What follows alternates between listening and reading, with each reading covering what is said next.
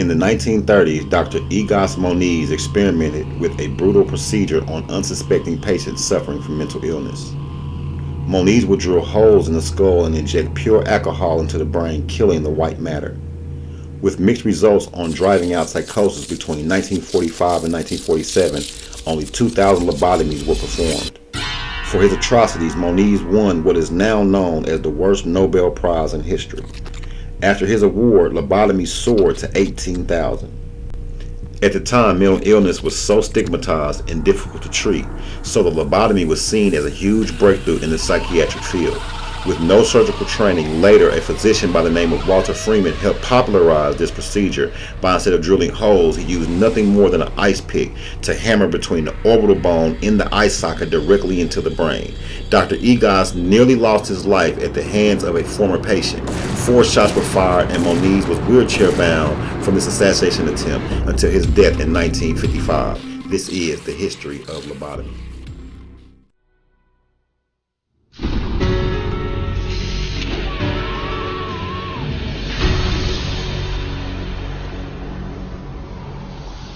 Beginning in the 1920s, psychiatrists embraced a new group of procedures that claimed to work by creating intentional damage to the brain.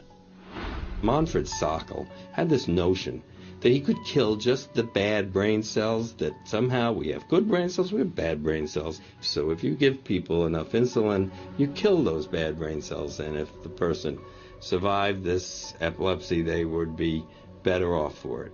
Despite convulsions that caused severe spinal cord injuries in 40% of the patients, Sokal pointed to their childlike state and declared his treatment a success. Hospitals built insulin wards, and coma therapy became big business. Not to be outdone, Ladislaus von Meduna of Hungary believed he could drive out mental illness by inducing brain-damaging seizures with a drug called metrazole. He noticed his epileptics had no mental health problems, and his mental health patients, his psychiatric patients, seemed to have no epilepsy, and so he thought doing one would obviate the other. The theory was that epilepsy and schizophrenia couldn't coexist in the same brain, and that if epilepsy was induced, that a seizure was caused, it would, quote, drive out the schizophrenia. There's no scientific basis for this whatsoever.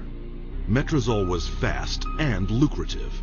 In a morning, a single psychiatrist could chemically shock 50 patients into a docile and manageable state. By 1939, metrazole was so popular with psychiatrists and staff, it was used in 70% of American hospitals and in almost every other country in the world. The financial success of insulin and metrazole sparked the development of an even more profitable method of inducing brain-damaging convulsions. How is electric shock therapy done? We use these electrodes. We place them on the patient's head like this, and then by means of this machine, we pass a controlled electric current through the brain, just for a fraction of a second. The patient doesn't feel it. The story behind this miracle cure began in a Roman slaughterhouse. In Italy, in 1938, 2 Italian psychiatrists decided to observe that before slaughtering pigs, in order to make the pigs more docile, they would apply electrodes to their temples that were hooked up to wall current, and that this stunned the pigs, but it didn't kill them, and they could then slaughter them. Well, this gave them the encouragement to try inducing convulsions with electricity.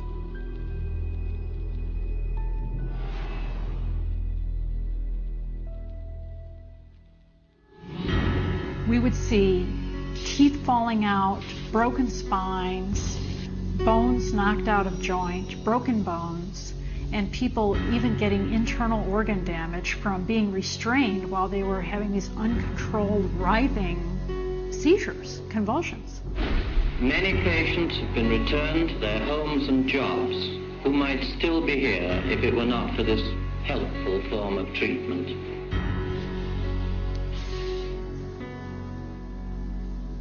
Having successfully sold brain damage as a cure, psychiatrists search for even more precise ways of targeting the brain.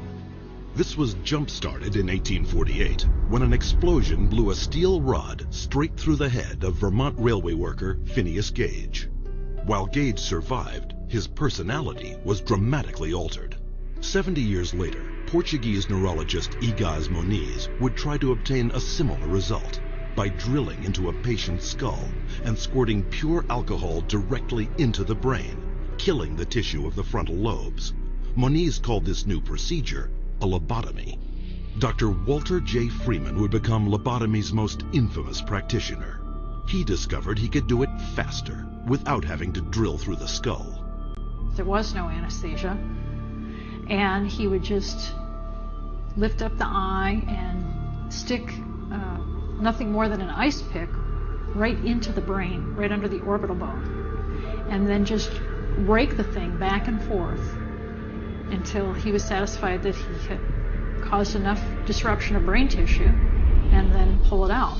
Freeman traveled the country in his Lobotomobile, hacking apart his patients' brains on stage, or sometimes right there in the vehicle. And he would pull up and offer lobotomies to people, get referrals from the local doctors, or sometimes people didn't even go through doctors. They'd go right to the Lobotomobile, and he would just do the brain-damaging procedure right there. By the time his surgical privileges were revoked after his last patient died on the operating table, Freeman had performed or supervised over 3,500 lobotomies, more than 25% of which, by his own admission, left his patients in a vegetative state. They lobotomized 1 million people in the 40s and the 50s and beginning of the 60s until they came to the conclusion that this was a destructive treatment. But though the stories of miraculous cures were soon exposed as brain-damaging frauds, psychiatrists kept one step ahead, inventing new forms of psychosurgery, passed off as medical advances. I completely shuddered from head to toe. And that's what I heard in my head when he drilled something in my brain. Northwest, actually, of the centre hole. So I had to do that. Yeah, why did you have to do that? I went all funny and all.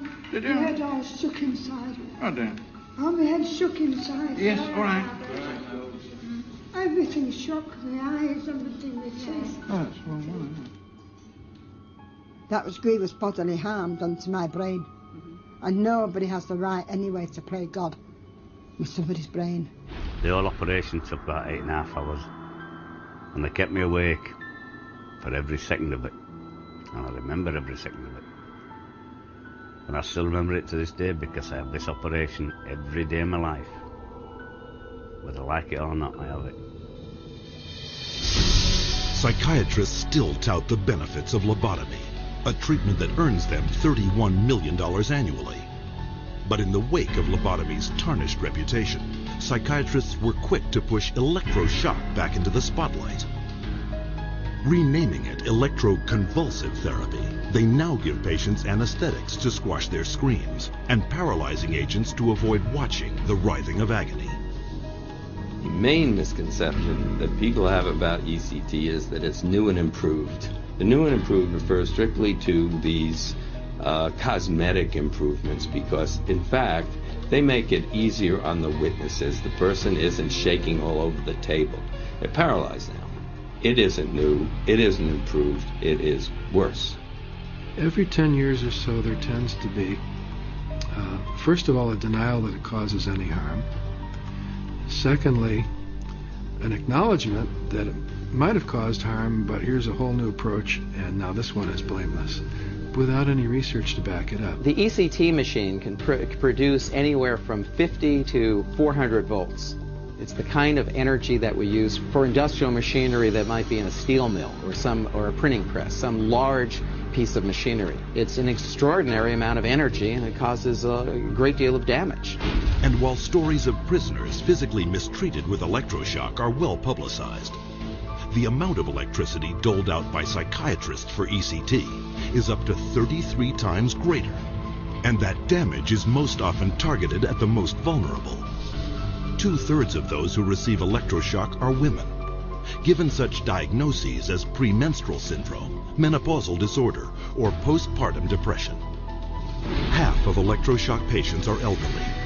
Once they become eligible for government health care at age 65, 360% more American seniors receive ECT than at age 64. And what does this all add up to? 40,000 dead, and countless others so brain damaged they have no hope of ever recovering a normal life. For a total of $12 worth of electricity, psychiatrists in the United States alone rake in $5 billion. But the next miracle cure psychiatrists added to their arsenal made them more money than ever before. For it was faster, cheaper, and could turn every man, woman, and child into a patient for life.